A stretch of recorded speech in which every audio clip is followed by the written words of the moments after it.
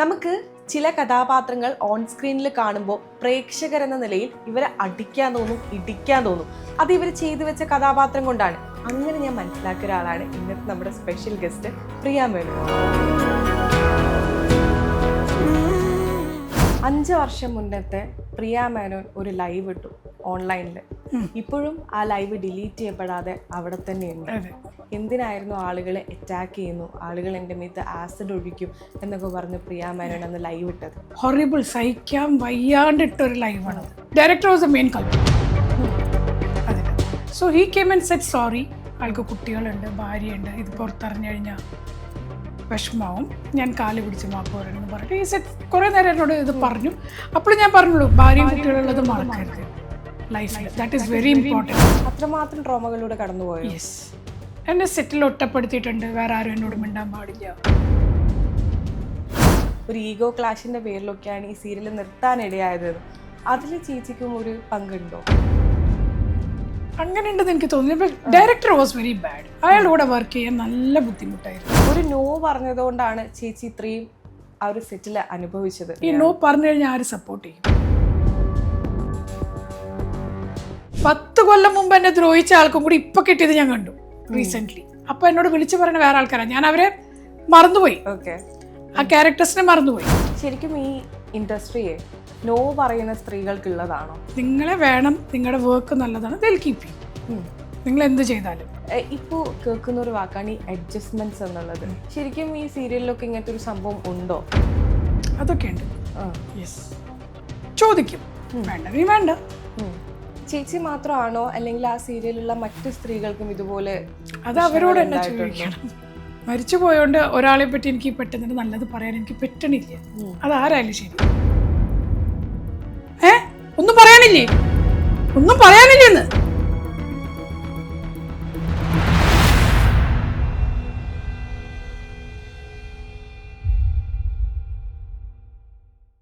നമസ്കാരം, സീരിയൽ ടുഡേയുടെ പുതിയ എപ്പിസോഡിലേക്ക് എല്ലാവർക്കും സ്വാഗതം. ഞാൻ സൂര്യ സുജി.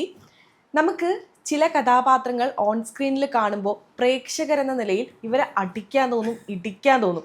അത് ഇവർ ചെയ്തു വെച്ച കഥാപാത്രം കൊണ്ടാണ്. പക്ഷെ നേരിട്ട് അറിയുമ്പോൾ നമ്മൾ വിചാരിക്കും, ഇവരിത്ര കൂളായിരുന്നു, ഇവരിത്ര പാവായിരുന്നു.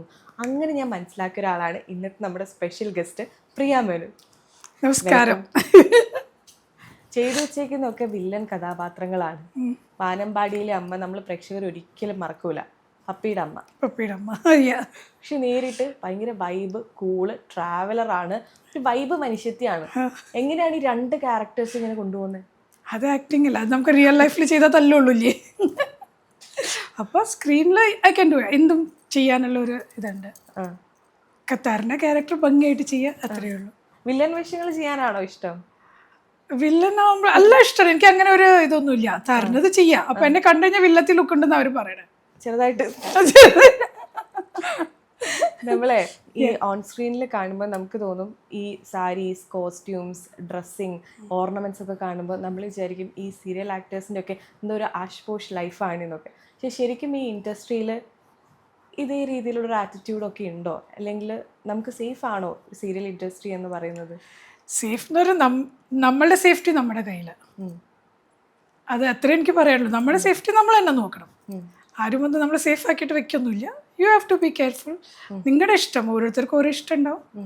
ലൈഫ് എങ്ങനെ വേണമെങ്കിലും എടുക്കാമല്ലോ. ലൈഫ് പല രീതിയിലല്ല നമ്മുടെ മുമ്പിൽ വരുന്നത്. സോ നമുക്ക് ഇഷ്ടമുള്ളത് നമുക്ക് ചൂസ് ചെയ്യാം. എൻ്റെ റൈറ്റ് ആയിരിക്കില്ല ഇപ്പോൾ ബാക്കിയുള്ളവരുടെ റൈറ്റ്, അതുപോലെ എൻ്റെ റോങ് അവരുടെ റോങ്ങും ആവണമെന്നില്ല.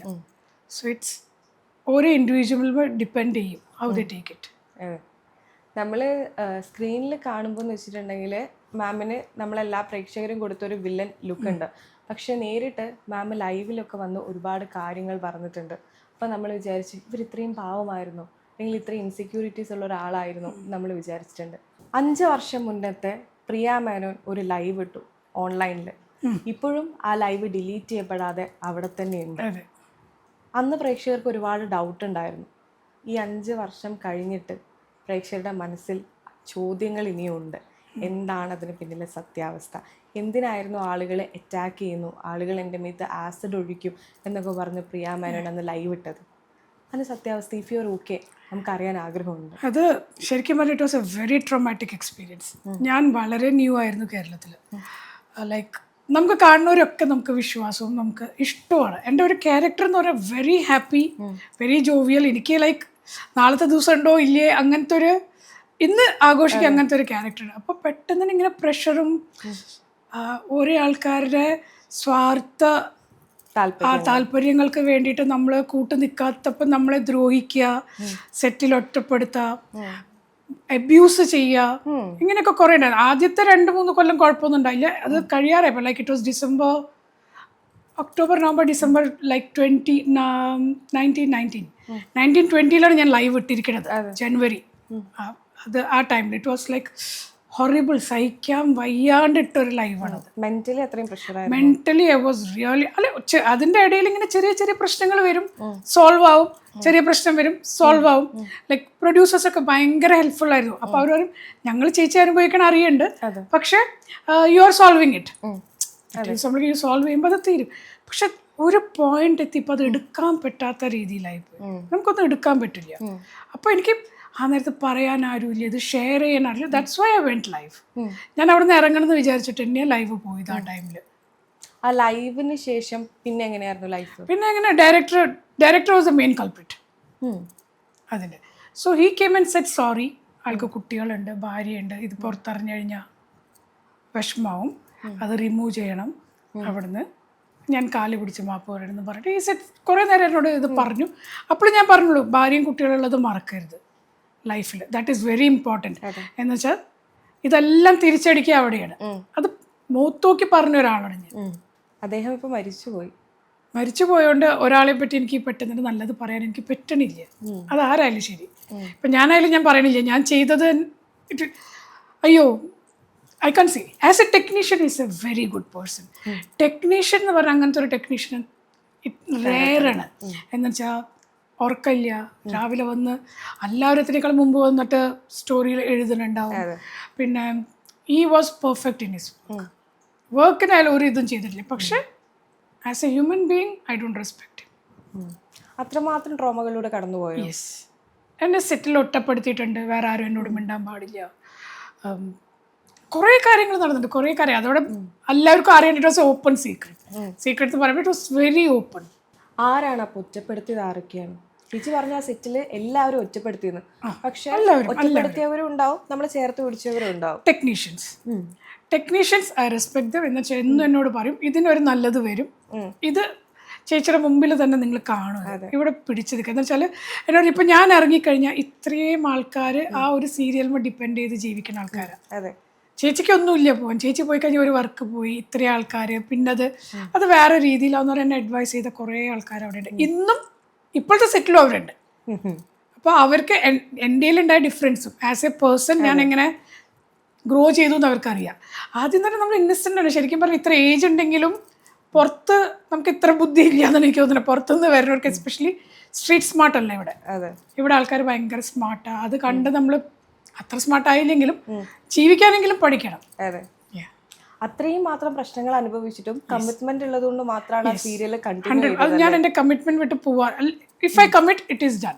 അല്ലെങ്കിൽ ഞാൻ അതിന് തക്കതായ റീസൺ കൊടുത്ത് ഞാൻ ഇറങ്ങും അവിടുന്ന്. ചേച്ചി മാത്രമാണോ അല്ലെങ്കിൽ ആ സീരിയലുള്ള മറ്റു സ്ത്രീകൾക്കും ഇതുപോലെ? അത് അവരോട് തന്നെ ചോദിക്കണം. അത് അവരുടെ പാട്ട് അവരെന്നെ പറയണം. ലൈക്ക് എനിക്ക് എൻ്റെ കാര്യമല്ല സംസാരിക്കാൻ പറ്റും. അതെ, ഈ തുറന്നു പറച്ചിൽ കൊണ്ടേ നമ്മൾ ലൈവ് ഇട്ടതിന് ശേഷം ആളുകളുടെ ഈ കൂടെ ഉണ്ടായി സെറ്റിലുണ്ടായ ആളുകളുടെ പെരുമാറ്റം എങ്ങനെയായിരുന്നു? സെയിം. അവർക്കൊരു മാറ്റമൊന്നും ഉണ്ടായില്ല. ബിക്കോസ് അവർക്കറിയാം ഇതിൻ്റെ ഒന്നും ആവാൻ പോണില്ല. ഞാനൊരു മൊമെന്റിൽ ഞാനത് ചെയ്തു, പിറ്റേ ദിവസം സോറി പറഞ്ഞു, പിന്നെ വർക്ക് വേഗം നിന്നുല്ലോ. അത് പിന്നെ അത്ര പോയില്ലല്ലോ. ഓഗസ്റ്റ് വരെ നമ്മൾ ഷൂട്ട് ചെയ്തോളൂ, ജനുവരി ടു ഓഗസ്റ്റ്. ഈ സീരിയൽ, ഈ ചേച്ചി ഇപ്പോൾ പറഞ്ഞൊരു സീരിയൽ പെട്ടെന്ന് നിർത്തിയപ്പോൾ ആളുകൾ പറഞ്ഞിട്ടുണ്ടായിരുന്നത് 2 വ്യക്തികൾ തമ്മിലുള്ള ഒരു വ്യക്തിവൈരാഗ്യത്തിൻ്റെ പേരിൽ, ഒരു ഈഗോ ക്ലാഷിൻ്റെ പേരിലൊക്കെയാണ് ഈ സീരിയൽ നിർത്താനിടയായതെന്ന്. അതിൽ ചേച്ചിക്കും ഒരു പങ്കുണ്ടോ? അങ്ങനെയൊന്നുമില്ല. ഇല്ല, അങ്ങനെ ഉണ്ടെന്ന് എനിക്ക് തോന്നുന്നു. Director was very bad. അയാളുടെ കൂടെ വർക്ക് ചെയ്യാൻ നല്ല ബുദ്ധിമുട്ടായിരുന്നു. എന്താണെന്ന് വെച്ചാൽ നമ്മൾ സെറ്റിൽ ചെയ്യുക, ഒരാൾ മുഖത്ത് നോക്കാണ്ടിരിക്കുക, നമ്മളോടൊന്നും പറഞ്ഞു തരാണ്ടിരിക്കുക, നമ്മൾ വർക്ക് ചെയ്യുക, നമ്മുടെ റൂമിൽ പോയിരിക്കുക, ബാക്കി ആരും നമ്മളോട് മിണ്ടരുത്. പക്ഷെ അതിൽ ഒരു ലേഡി മാത്രം എന്നോട് ഭയങ്കര സപ്പോർട്ടീവ് ആയിരുന്നു. അത് നമ്മുടെ തമ്പുരുമോളില്ലേ അതിലെ ഒരു ക്യാരക്ടർ, സോനയുടെ അമ്മ. She was there with me for thick and thin. അവരെൻ്റെ കൂടെ നിന്നിട്ടുണ്ട്. അവർക്ക് എല്ലാ സത്യങ്ങളും അറിയാം. അവർ മാത്രമേ ഉള്ളൂ വിഷമിക്കേണ്ട എന്ന് പറഞ്ഞ് കൂടെ നിന്ന് അവർ മാത്രം. ഇത്രയും മനസ്സിലൊരു സ്ട്രഗിൾ ഉണ്ടായിട്ട് എങ്ങനെയായിരുന്നു സ്ക്രീനിന്റെ മുന്നിൽ എഫേർട്ട്ലെസ്ലി അത് അഭിനയിച്ചത്? നമുക്കതൊരു വൈരാഗ്യം വരുന്നത്, നന്നായി കാണിക്കണം എന്നുള്ളത്. ഇപ്പം പറയാൻ പറ്റില്ല, അത്രയും ഫേസ് ചെയ്തിട്ടുണ്ട് ഞാൻ. അപ്പുറത്ത് നിന്നിട്ട് ഞാനിപ്പോൾ ഇത് സജഷൻ നിൽക്കണിച്ചെങ്കിൽ ഐ ആക്ട് ദെയർ.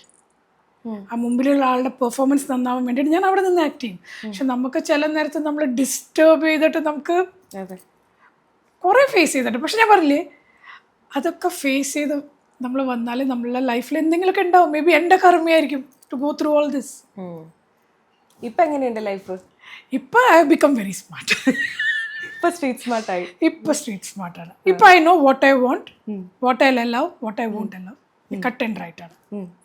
ഒരു നോ പറഞ്ഞതുകൊണ്ടാണ് ചേച്ചി ഇത്രയും ആ ഒരു സെറ്റിൽ അനുഭവിച്ചത്. നമ്മൾ ഇന്നത്തെ സമൂഹം എല്ലാവർക്കും പറഞ്ഞു കൊടുക്കുന്നത് നോ പറയേണ്ടടുത്ത് നോ പറയണമെന്ന് തന്നെ. ഈ നോ പറഞ്ഞു കഴിഞ്ഞാൽ ആര് സപ്പോർട്ട് ചെയ്യും?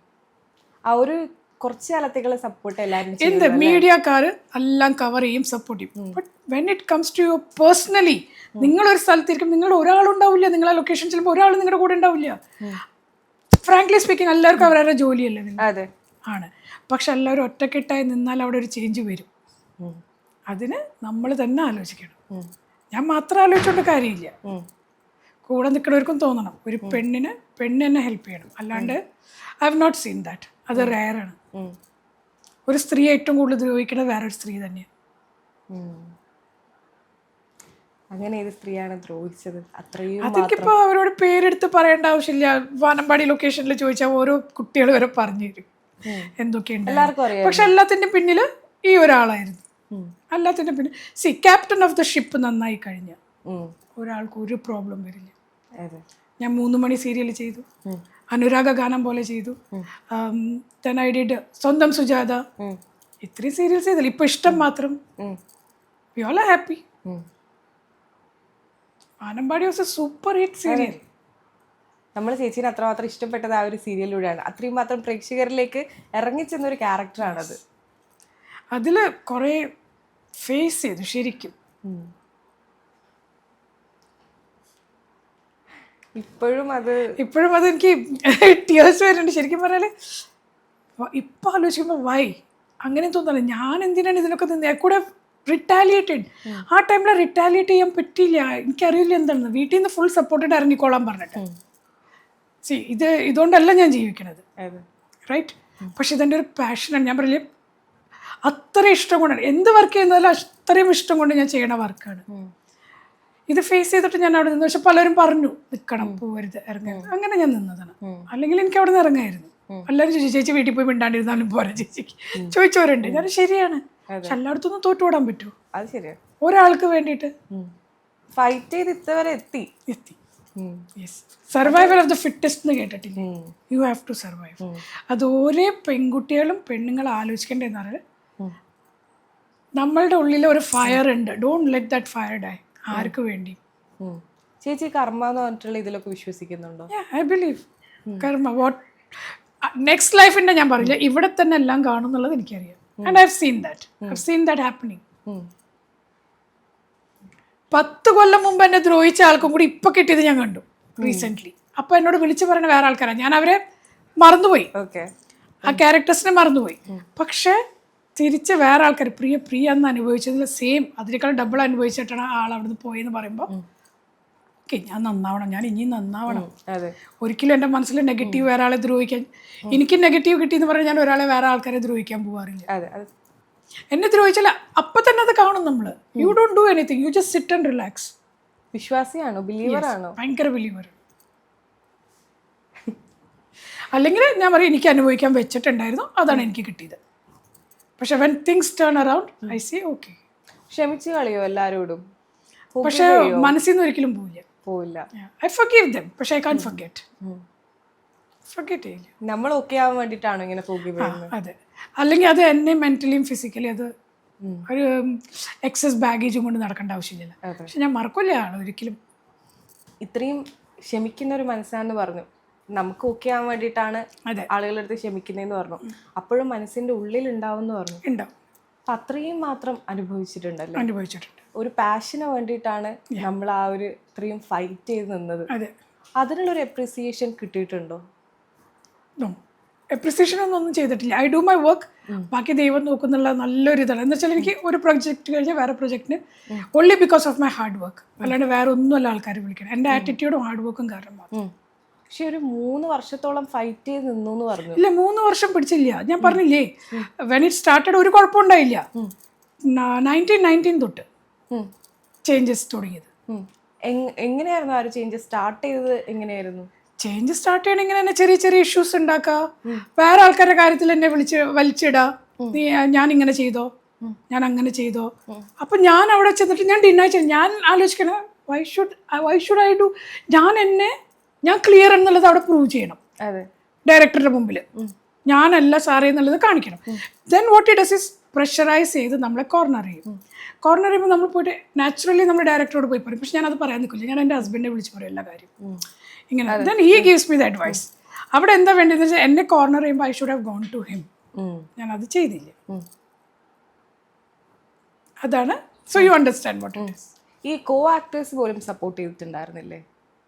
അവർക്ക് ചെയ്യാൻ പറ്റില്ലല്ലോ, പിന്നെ അവർക്കും ചെയ്തേക്കൂലേ? He shouts. മിണ്ടിക്കഴിഞ്ഞാൽ അവരപ്പം അവിടെ എല്ലാവരുടെ മുമ്പിൽ ഇൻസൾട്ടിങ്ങും ബഹളവും. അന്ന്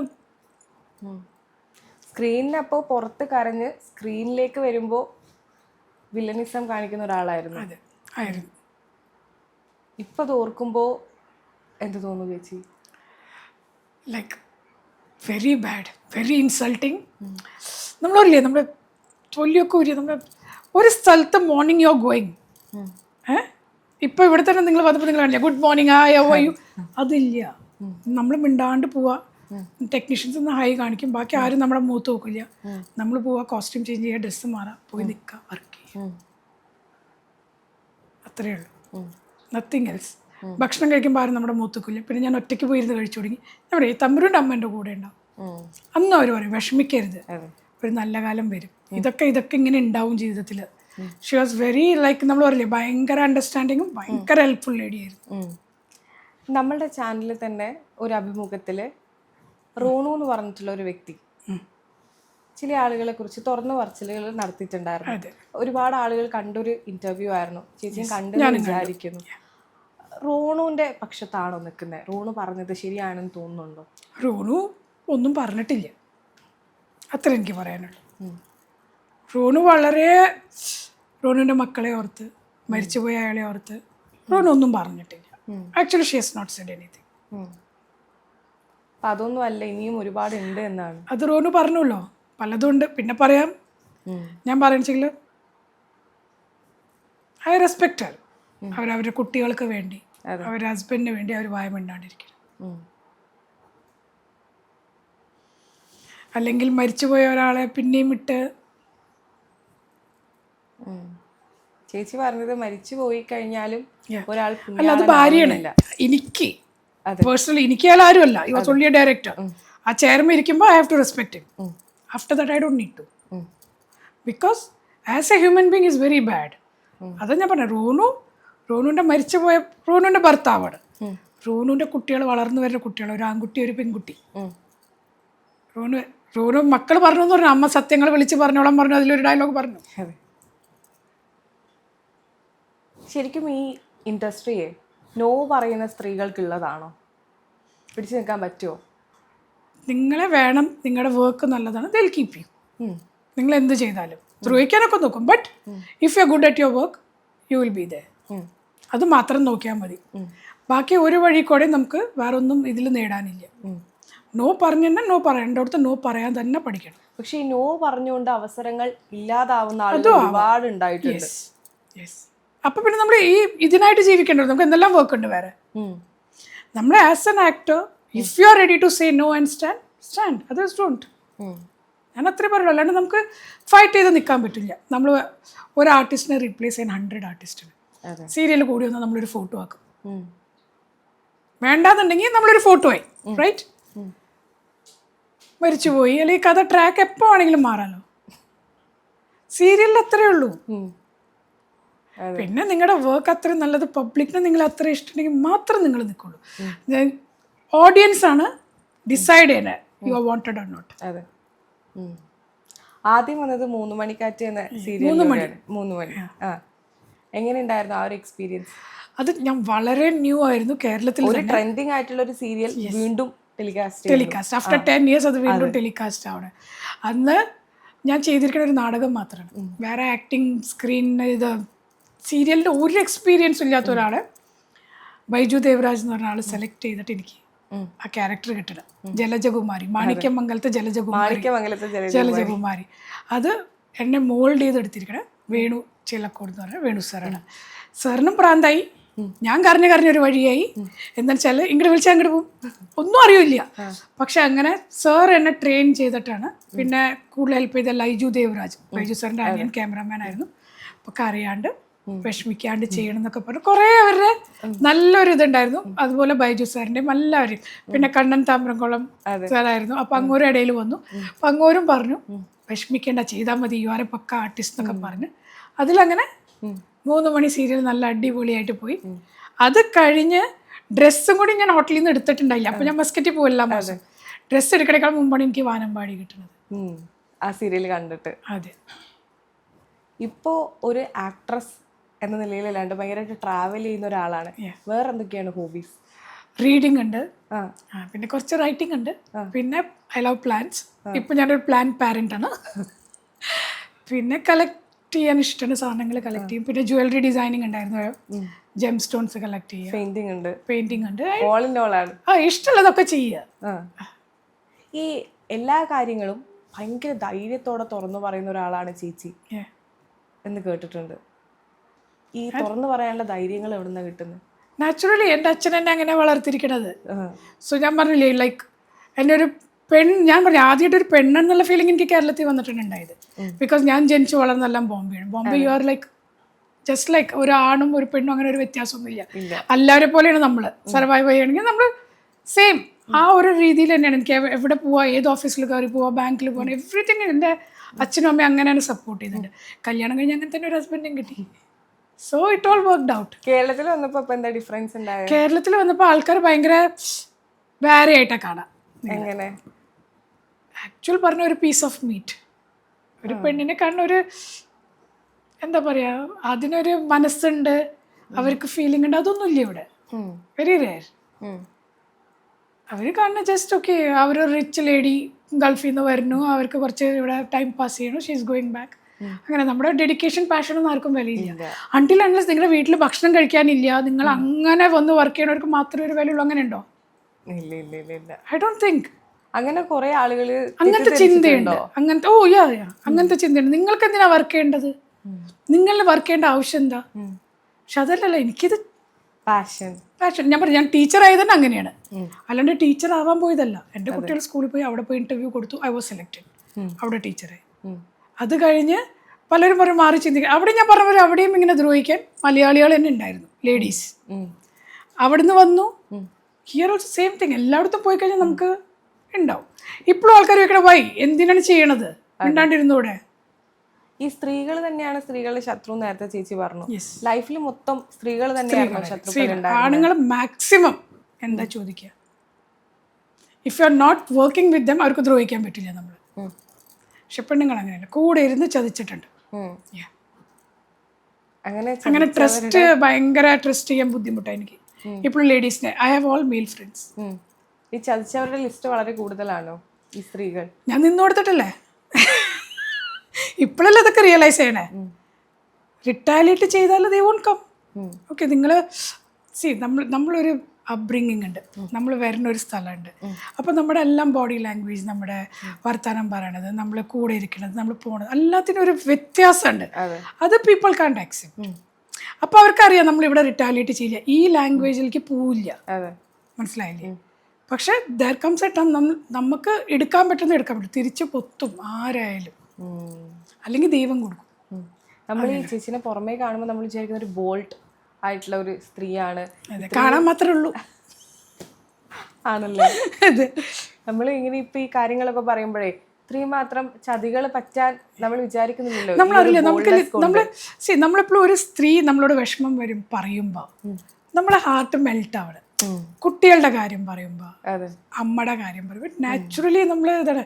അങ്ങനെ കുറേ പൈസ എൻ്റെ പോയിട്ടുണ്ട്, അതുപോലെ കുറേ പണികൾ കിട്ടിയിട്ടുണ്ട്, കുറേ ഇല്ലയെന്ന് പറയാൻ പറ്റില്ല. ലൈഫിൽ ഇപ്പൊ പഠിച്ച പാഠം എന്താ? ഒറ്റയ്ക്ക് ഇരിക്കുക, ഒറ്റയ്ക്ക് ട്രാവൽ ചെയ്യുക, ഒറ്റയ്ക്ക് പോണ സ്ഥലത്തൊക്കെ പോവുക, ബി ഹാപ്പി. സീരിയലിൽ അഭിനയിക്കാൻ താല്പര്യമുള്ള ഒരുപാട് സ്ത്രീകളുണ്ടാവും. ഇപ്പോൾ കേൾക്കുന്ന ഒരു വാക്കാണ് ഈ അഡ്ജസ്റ്റ്മെന്റ്സ് എന്നുള്ളത്. ഇപ്പൊ അല്ല, നേരത്തെ ഉണ്ട്. പക്ഷെ ഇപ്പൊ കുറച്ചുകൂടി ഈ ഹേമ കമ്മിറ്റി റിപ്പോർട്ട് അങ്ങനെയൊക്കെ വന്നതിന് ശേഷം അഡ്ജസ്റ്റ്മെന്റുകൾ കേൾക്കുന്നുണ്ട്. ശരിക്കും ഈ സീരിയലിലൊക്കെ ഇങ്ങനത്തെ ഒരു സംഭവം ഉണ്ടോ? അതൊക്കെ ഉണ്ട്. യെസ്, ചോദിക്കും, വേണ്ട നീ വേണ്ട, യെസ് ഓർ നോ മാത്രമേ ഉള്ളൂ. അത് കഴിഞ്ഞ് നിങ്ങൾ അവിടെ വർക്ക് ചെയ്യണമെങ്കിൽ നിങ്ങൾക്ക് ഹാരാസ്മെന്റ് ഉണ്ട്. നോ പറഞ്ഞു പിന്നെ കുറെ വർക്കിന് വിളിക്കൂല്ല. എപ്പോഴെങ്കിലും വിചാരിച്ചിട്ടുണ്ടോ ഇവരുടെ ഒക്കെ വീട്ടിലും അമ്മയും പെങ്ങളും ഒക്കെ ഇല്ലേ, പിന്നെ എന്തിനാണ്? അത് അവരുടെ അപ്ബ്രിങ്ങിങ്, അവർ വരുന്ന സാഹചര്യമല്ല അവർ കാണിക്കുള്ളൂ പുറത്ത്. ഒരു ആൺകുട്ടിയെ വളർത്തുന്ന ഒരു അമ്മയുടെ കഴിവാണ്. ഒരമ്മ വിചാരിക്കണം എൻ്റെ പ്രൊഡക്റ്റിനാണ് വീട്ടിൽ നിന്ന് പുറത്തു പോകുന്നത്, അവൻ എങ്ങനെ വേറെ സ്ത്രീകളോട് പെരുമാറണം, അവൻ എങ്ങനെ ആയിരിക്കണം സൊസൈറ്റിയിൽ നിന്ന്, അത് അമ്മ വിചാരിക്കണം, അല്ല അച്ഛനല്ല. അമ്മയ്ക്ക് പറഞ്ഞു കൊടുത്ത് ബുദ്ധിമുട്ടുകളും അമ്മ അനുഭവിക്കണതെല്ലാം പറഞ്ഞു കൊടുത്തിട്ട് വേണം മക്കളെ വളർത്താൻ. എന്നാലും ഒരു ആൺകുട്ടി നല്ല ആൺകുട്ടിയാവും. അതെ അതെ. ഒരു മകനുണ്ട്, മൂത്തത്. എന്തൊക്കെയാണ് പറഞ്ഞു കൊടുത്തത്? എവറിത്തിങ്. ഇന്നിപ്പോൾ എനിക്ക് ധൈര്യമായിട്ടാണ് ആരുടെ കൂടെ പോയാലും ഇതിൽ ടേക്ക് കെയർ എനിക്കറിയാം. അത്രയും ഐ നോ. വീട്ടിലെല്ലാം പണി ചെയ്യാനറിയാം, ഒരു വീട് നോക്കാനറിയാം. നമ്മളെല്ലാം ദൈവം, അയ്യോ മോൻ പ്ലേറ്റ് കഴുകല്ലേ, മോൻ അത് ചെയ്യില്ല, എൻ്റെ മോൻ നത്തിങ് ഡൂയിങ്. ഒരു പെണ്ണിനുള്ള ഫ്രീഡം തന്നെ ആണിനും അവനുള്ള ഫ്രീഡം തന്നെ എൻ്റെ പെൺകുട്ടികൾക്കുണ്ട്. ഇപ്പോഴത്തെ സീരിയൽ വിശേഷങ്ങൾ പറയൂ. ഇഷ്ടം മാത്രം അത് ഇഷ്ടം മാത്രമാണ്. അതിൽ തന്നെ ക്യാരക്ടേഴ്സ് ലൈക്ക് സ്വപ്നവല്ലി, തഞ്ചാവൂർന്ന് നാഗവല്ലി. സീരിയലുകളിലും ഭയങ്കര ഡിഫറെന്റ് പേരുകളാണ്. അതെ അതെ അല്ലേ?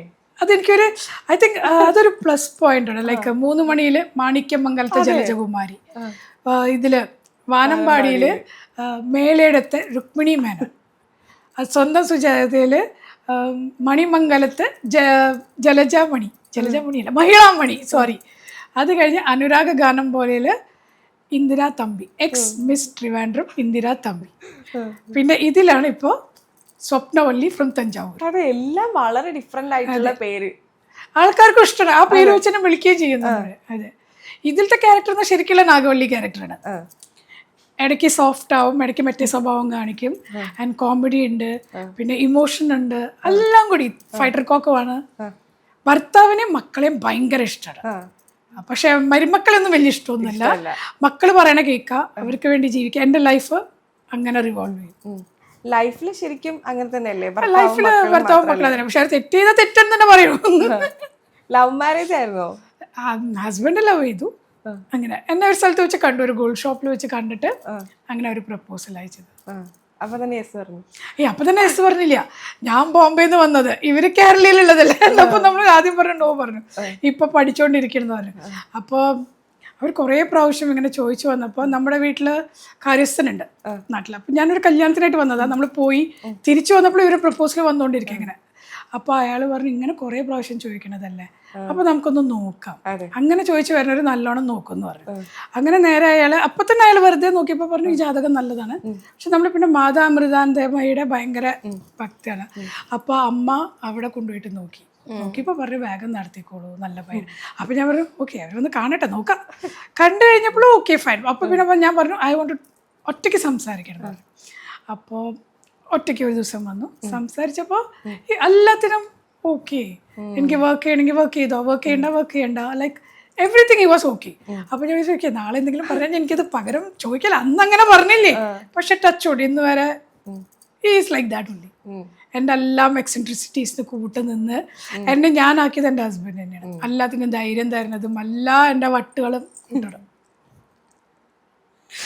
ഇപ്പൊ ഹാപ്പിയാണ് ഭയങ്കരമായിട്ട്. ഇപ്പൊ ഐ കീപ് മൈസെൽഫ് ഹാപ്പി. നമ്മളെന്തിനാ ഇപ്പൊ ആഫ്റ്റർ കൊറോണ ലൈഫും ബിഫോർ കൊറോണ ഒരു ലൈഫ് ഉണ്ടായില്ലേ. അന്ന് നമുക്ക് ഭയങ്കര വേറെ തരം ഇതായിരുന്നു. ഇപ്പൊ നമുക്കറിയാം ഒരു ഡേ കിട്ടിയ പ്ലസ് പോയിന്റ്. ഈ സീരിയലിൽ ഇപ്പൊ പ്രശ്നങ്ങളൊക്കെ നടക്കുമ്പോൾ ഫാമിലി എന്തായിരുന്നു പറഞ്ഞുകൊണ്ടിരുന്നത്? ഹസ്ബൻഡും മക്കളും ഒക്കെ? ഹസ്ബൻഡ് തന്നെ പറയാം, ഒന്നില്ലെങ്കിൽ ഇത് നേരിടണം, അല്ലെങ്കിൽ എല്ലായിടത്തുനിന്നും ഞാൻ ഓടേണ്ടി വരും. എവിടെ പോയാലും നമ്മൾ ഇത് ഫേസ് ചെയ്യും. ഐദർ യു സ്റ്റാൻഡ്, അല്ലാണ്ട് ഇത് ജീവിക്കാൻ വേണ്ടി ചെയ്യണതല്ല. Either you become strong or. പക്ഷെ അവിടെ നിന്ന് ഇങ്ങോട്ട് വരുമ്പോൾ തന്നെ എന്നോട് ആദ്യം പറഞ്ഞു, ഞാൻ കേരളത്തിൽ കൂടുതൽ ജീവിച്ചിട്ടില്ല, ഞാൻ ഇത്ര മലയാളം പറഞ്ഞിട്ടില്ല. കല്യാണം കഴിഞ്ഞിട്ട് ഞങ്ങൾ മലയാളം പറയാറില്ല, നമ്മളെപ്പോഴും വീട്ടിൽ ഇംഗ്ലീഷും ഹിന്ദി അങ്ങനെയൊക്കെയാണ്.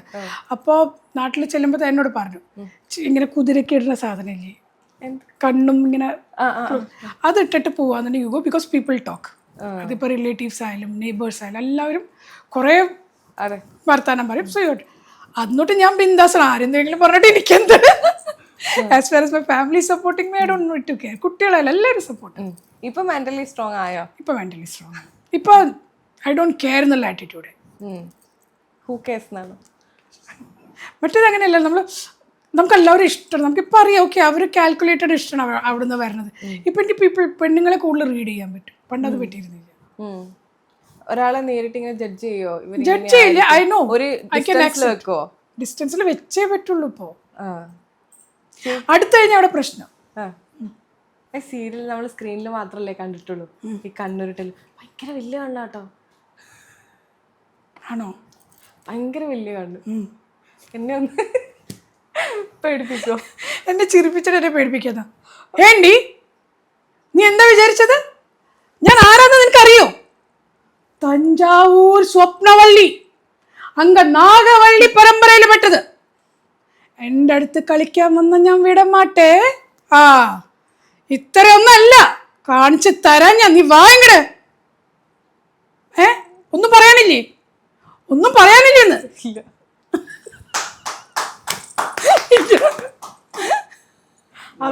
കണ്ണുരുട്ടൊന്നുകൂടെ ഇനി ഉരുട്ടെ. ഈ കണ്ണിങ്ങനെ പുറത്തോട്ടേക്ക് വരുന്ന പോലെ. ഓക്കെ,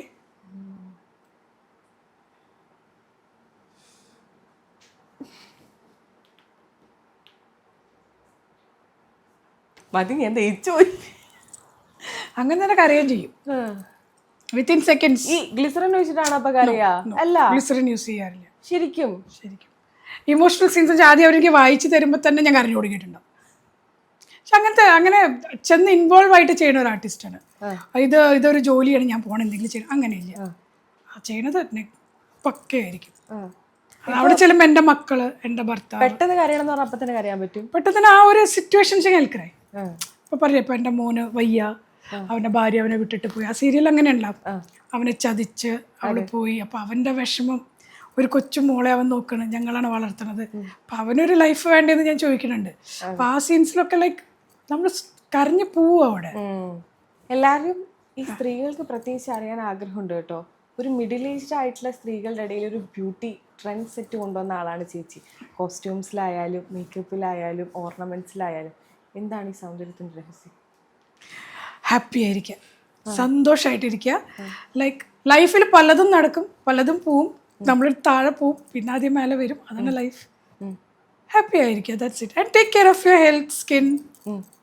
എന്താണ് കുറച്ച് നമുക്ക് ടിപ്സ് പറഞ്ഞുതരോ? ടിപ്സ് എന്ന് പറയാൻ എൻ്റെ എപ്പോഴും ഉള്ള സീക്രട്ട് മുൾത്താനി മെട്ടിയാണ്. അത് ചെറുപ്പം തൊട്ട് അമ്മ ഇട്ട് തന്നു, ഇപ്പം ഞാൻ ഇടുന്നു. എൻ്റെ മക്കൾക്കും അത് തന്നെയാണ് കൊടുത്തിരിക്കുന്നത്. So that is the secret ingredient എന്നൊന്നും പറയാനില്ല. ബോംബെയിൽ എല്ലാവരും ചെയ്യണ റുട്ടീനാണ്.